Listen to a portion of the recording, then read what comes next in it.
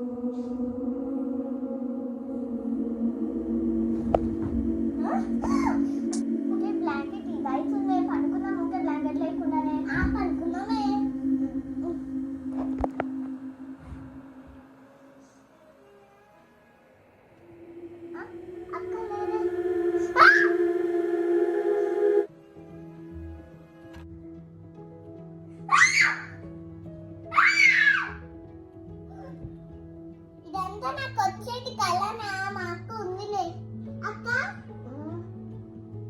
ఏంటి అనుకోగా.